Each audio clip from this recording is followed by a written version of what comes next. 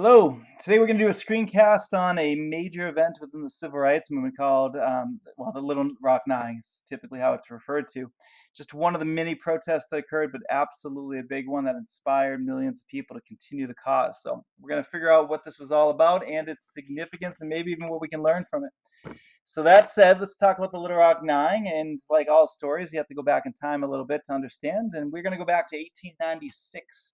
In 1896, a guy by the name of Homer Plessy was decided to do a little protest. He is 1/8 African American, which meant he was 7/8 white. And he bought a railroad ticket on a segregated train, and he bought a ticket for the white car. Now, technically, he is African American because he is part African American, and that was the way the law read. So by him buying a ticket for the white car and entering the white car, he was violating these rules of segregation. And that can get you arrested. And guess what? That's what happened to him. He got arrested. And Homer Plessy wanted to get arrested. He wanted to get hurt by this law so he could sue the law and try to overturn it. Now, that was his plan, that was his goal, and that is he's basically saying that we have a constitution, and that 14th Amendment says everybody has to be treated equally. And these railroad cars where African Americans have to go on crap railroad cars while white people go on nice railroad cars is just unfair. It violates the 14th Amendment. That was his argument. He goes to the Supreme Court. It's going to be famously called Plessy v. Ferguson. And the judges rule, against him. They say, no, you're wrong. Segregation does not violate the 14th Amendment, they said, because technically you can separate people into a white section and a black section and treat them the same. And therefore, if you treat them the same, that doesn't violate the 14th Amendment. Segregation doesn't violate the 14th Amendment. Now, that is the ruling of Plessy v. Ferguson. We know today that whenever you separate people, you inevitably are going to treat them differently, and that certainly was the case with African Americans. But that Supreme Court was a little bit racist, and they made that decision. And from 1896 to 1954, segregation is going to thrive under that decision, and there's going to be a massive amount of inequity and suffering because of it. It's not just that white and black people were separate. White people own 90% of the money, the businesses, the resources. If African Americans didn't have access to them because they were segregated, that results in poverty and suffering, including the jobs that African Americans weren't allowed to have. And African Americans are going to be stuck in poverty in large part because of this. But anyway, come 1954, some time has passed, and the NAACP, that's the oldest African American organization that's fighting for African American rights, led by a lawyer by the name of Thurgood Marshall. He's later going to become even more famous. And he's going to sue, saying, you know what? Plessy v. Ferguson is wrong. And he's going to sue on behalf of children that are in segregated schools. And he's going to make the argument that no, segregated schools hurt African Americans, make them feel worse about themselves, and therefore impact their lives negatively. And that is inequitable. That is a violation of the 14th Amendment and our Constitution. Supreme Court, please overturn Plessy v. Ferguson. And that is the argument that he makes. And that case in 1954 is going to be known as Brown v. Board of Education, saying that segregation is not allowed in schools, and that indeed is going to be the ruling, that segregation violates equality, and therefore the 14th Amendment, and therefore it does not exist. Victory for the NAACP, Marshall, and African American children. However, it is more complicated than that. That ruling in Brown v. Board of Education only applied to schools, did not apply to everywhere else. And there are segregation in lots of other areas of society, but just in schools. So we have a second problem. In 1954 to 55, African Americans are celebrating. They're like, we have this new decision. Schools are going to be integrated. But you know what? Segregation in schools was not going away. And that was because states were refusing to do anything. The Supreme Court does make decisions, and they publish their decisions on paper. But paper is not an army. And those southern states were like, I ain't going to listen to them. I'm going to keep segregation in my schools. And that, of course, frustrated Thurgood Marshall. And that frustrated the Supreme Court. And that frustrated anybody who was progressive enough to want to end segregation. So in 1955, there's another lawsuit saying these states and these schools are not desegregating. They're not following Brown v. Board of Education. So they sue again, and it goes to the Supreme Court again, kind of doubling down. And this new case is going to be called Brown 2, named after Brown 1, that said segregation should happen. And what the Supreme Court does is they said, you know what? It's not cool that you southern states are not desegregating your schools. So we're going to provide a deadline for you. And that deadline is going to be you need to desegregate with all deliberate speed. That is the famous quote, with all deliberate speed. Now, you might be thinking, well, what does that mean? Well, so does the rest of the country. Nobody knows what that means. It's not a deadline, so nobody can enforce it. So basically, with all deliberate speed was supposed to be Okay, all right, just do it as soon as you can. And of course, South is like, well, we can't do it ever. And of course, that's what's going to happen. So this is going to be a huge loophole, and Brown 2 is a failure on part of the Supreme Court. So that said, everybody's waiting for desegregation to happen, and the next year goes by and it's not, and progressives are upset. But come 1957, we finally have somebody who's going to step up to the plate and follow the Brown decisions. And that's going to be Little Rock Central High School of Arkansas, United States. And they're going to say, you know what? We're going to do what's right. So in Arkansas, they put together a plan, the school committee. They say in the first year, 1957, we're going to desegregate the high school. And then the middle school is 3 years later, and then full integration like 6 years later. And the reason they're doing this is they want to have a soft start. They know that the white racists are sensitive, and if you change too quickly, it could lead to riots. So let's just do a slow start and see how it goes. So they say, you know what? White racists are particularly sensitive about their white little children being around African American children because of their racism. So why don't we do high school students? Because parents apparently are less sensitive about taking care of high school students, and so that's where they're going to start. So the next step is we have to choose. That school committee has to choose 9 African American students to integrate. They don't want to do hundreds because, again, they want the white racists of the South of Arkansas to have a slow change, hoping that that will help them not react like jerks. So they pick 9 students, just 9, that all have A pluses, that all have perfect discipline records, because they want to be able to tell the white racists of the South, look, these students did great, integration works, support us. And they choose 9 excellent students. They're going to be known as the Little Rock 9. Here they are in front of you. So let's see how integration goes. Let's see how the plan goes. On September 4th, 1957, on the second day of school, the Little Rock 9 prepare to go. And what happens, you probably could have guessed. The South declares war on this decision. They see Little Rock as the first battle. If they can just defeat integration here, it won't come to their own states. So hundreds, if not dozens of hundreds, thousands of people show up to the school and vowing not to let the Little Rock 9 in. There are people from the Little Rock community, but also from outside of Arkansas and also from around the South. So this mob forms, pretty crazy for the second day of school, right? This group is like, we're not letting them in. Pretty intimidating. Now, some people blame Eisenhower for this. Eisenhower never really supported integration. He thought that it was the South should be allowed to make their own decisions, and this was going to lead to violence. And so he remained quiet on that. Whenever they asked him, how do you feel about this? He didn't answer. And a lot of people say this is where he should have shown some moral leadership. His responsibility was to say something. When he went silent, the racists were like, see, he's on our side. When you have somebody like your president or your Eisenhower that's on your side, that emboldens you, empowers you to act because you know that the leaders aren't against you. So I blame him, maybe. His silence absolutely was not neutral. He probably claimed it was neutral. I'm just staying out of it. But when you're silent, it empowers the segregationists, or it basically empowers the status quo, people that are maintaining something. So people might think that being silent and staying out of things is neutral, but most of the time it just helps other people take advantage of others. So you're almost helping the oppressors. So how does the governor respond? We know that Eisenhower is quiet, but how does the governor of Arkansas respond? His name is Orval Faubus, and he says, crap, I'm going to lose votes if I support integration. I want to get reelected. And the best way to get reelected is to go after the racist votes. So I'm going to be against integration. So what he does is he sends in the Arkansas National Guard. Now, I told you there was a mob there, so to send in the Army of Arkansas to control the mob seems like the nice thing to do. So the governor's doing the nice thing. He's letting the Little Rock 9 come in by controlling the mob, by bringing the Arkansas National Guard. Now, you think that's what Orval Faubus would have done, except that isn't what he did. He actually tells the Arkansas National Guard not to control the mob, but instead he says, don't let the Little Rock 9 in. They're the troublemakers. They're the ones violating the Constitution. Arkansas should be allowed to determine who gets into their school and who doesn't. So September 4th, 1957, the Little Rock 9 come to school. And they meet the Arkansas National Guard in this picture. And with their guns, they say, you're not allowed into school.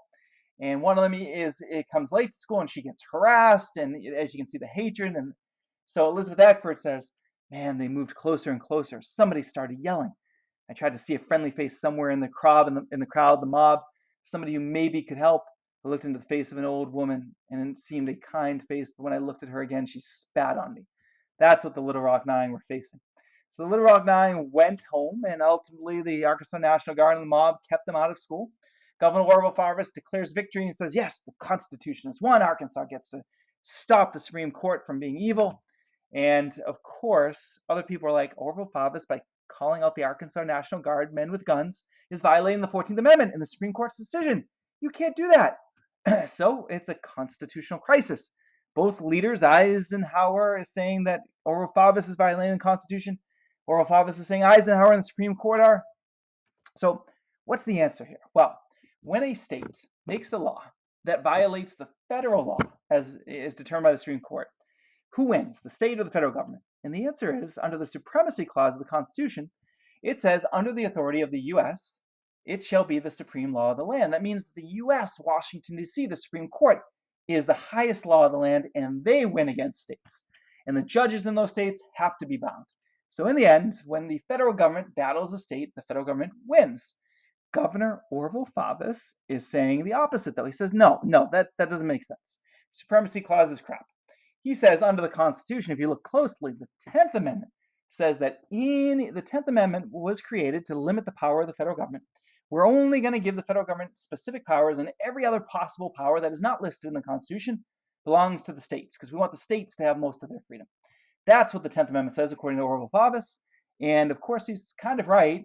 And it doesn't say anything about schools in the Constitution, or it doesn't use the word segregation. So you could say a believer of the 10th Amendment says that no, schools and segregation should be under the purview or control, jurisdiction of states, not the federal government.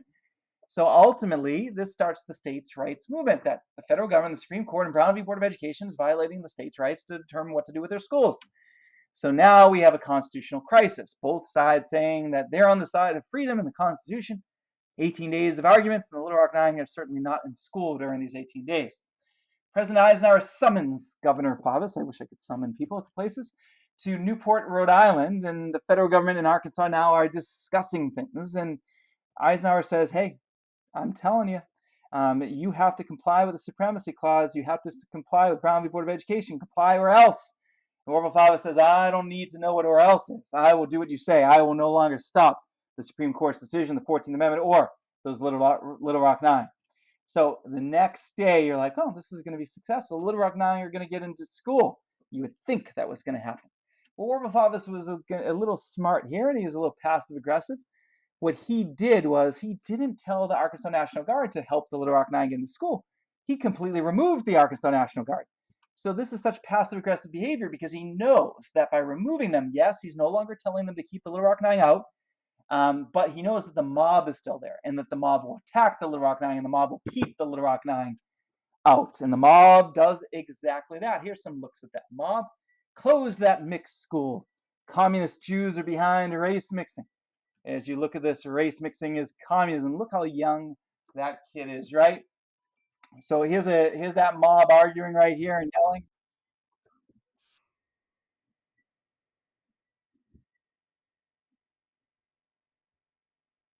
So what they are yelling is 2468. We don't want to integrate. And that next day, the Little Rock Nine attempt to go back into school, second time, but the mob is still there. Orville Faubus kept his word. He removed the Arkansas National Guard. And the Little Rock Nine see the mob, and they're cleverly snuck into that school by sneaking in the back. Now, they do get into the school.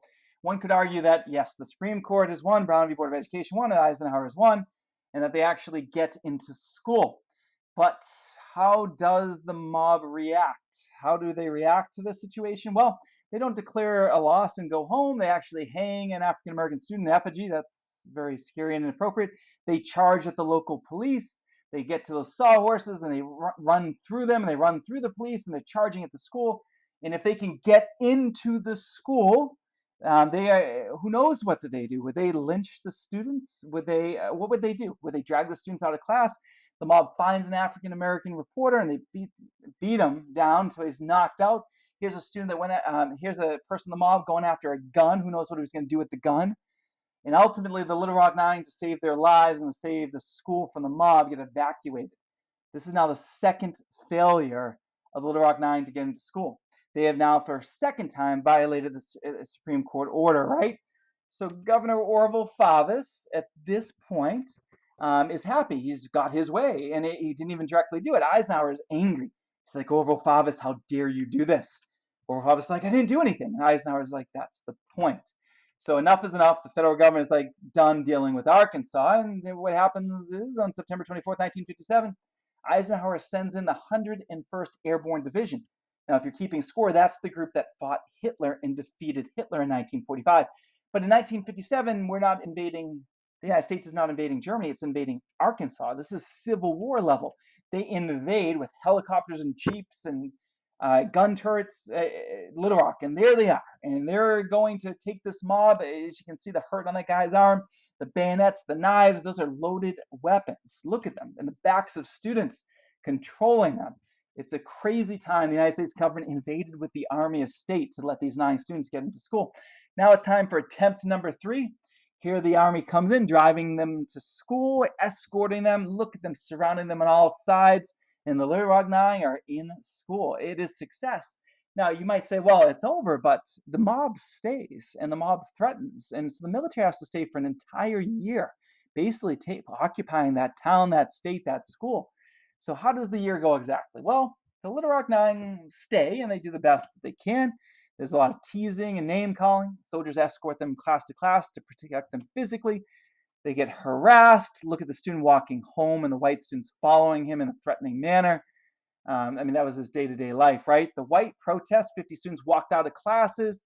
One student had acid thrown in her face. Another member of the Little Rock Nine got pushed downstairs. White students even would block the students and threaten them constantly. They grabbed a rifle of a soldier. Who knows again what they were going to do. Minnie Jean Brown dumped chili on a student that was calling her the N-word. She got kicked out of school. Eventually, the year ends, and it's time for graduation, a full year of the school being occupied. And Ernest Green is the only member of the Little Rock Nine, now the Little Rock Eight, essentially, who's old enough to graduate, and he does graduate. Now, why nobody else graduate? Well, what happens the next year? Well, in this great victory of anti-segregation in 1958, Orval Faubus is fined. Supreme Court, federal government, Brown v. Board of Education, if you're going to force me to integrate my schools, then I'm going to shut down my schools. If you won't have schools to occupy anymore because they're gone. And that's what he does. And this is going to be practiced all around the South. And segregation is going to be re-implemented because the white students are going to get vouchers and they're going to use that money to go to private schools. The African American students aren't going to get the money. Now their kids just don't go to school. The NAACP looked at this, and of course they sued, and eventually after a couple of years, finally the courts ruled that this also violates the 14th Amendment and that Orval Faubus in Arkansas and the South had to reopen their public schools. But 3 years is a long time for students not to have any education. Not very cool, right? Now, what is the legacy of this battle? Well, if you don't desegregate South, I will invade you with my army. And that's going to scare the South into desegregating by the thousands of schools. This was absolutely heroic behavior by Eisenhower. Some would say a little too late, but I won't. I'd say this was a big deal. Another legacy is the South closed their public schools. We just talked about this, but they are going to be forced to reopen eventually. And African Americans got blamed for the closing. See what they did? Just shows you the power of perspective, right? This created a lot of hope. That's another legacy. Whenever you win battles, it causes millions of people to be inspired to keep fighting, and that's going to result in hundreds, if not thousands, of civil rights battles in the early 60s that are going to really change American society. So these are heroes. These are martyrs, the Little Rock Nine. Now, is this problem ever solved forever? Is that what this did? Did this defeat segregation forever? And that's complicated. Now, there are 2 types of segregation. There's de jure and de facto. De jure is segregation by law, when the law says whites and blacks can't mix. That's what this defeats. De jure segregation. It got rid of these laws. And that's important. We support that. We have Marshall to thank. He was the lawyer from the NAACP. We have the Supreme Court with Brown v. Board of Education. We have the Little Rock Nine, who are heroes. And we have Eisenhower who enforced the decision. De jure segregation, gone. That's awesome. But de facto segregation is different and still sad and still exists to this day. So what's going to happen is that when these schools are going to get integrated in cities like Little Rock, white people who have more money are going to flee to the suburbs. And that meant the suburbs are going to be all white schools and the cities are going to be people of color. And that's not segregation by law. That's just segregation by how much money you have and where you can live. And unfortunately, that's a huge bit of segregation today. Now, white flight is also going to be those white people that had money that didn't want to leave the cities. They're just going to put their kids in private schools, all white private schools. And the city is going to be left people of color, which is kind of reflective to where we are today because money rules things. And how are we going to deal with de facto segregation? Well, we're going to make some attempts, but that is still a battle to this day, and there's no perfect answer. But there'll be more on that on future screencasts. Thank you for this journey.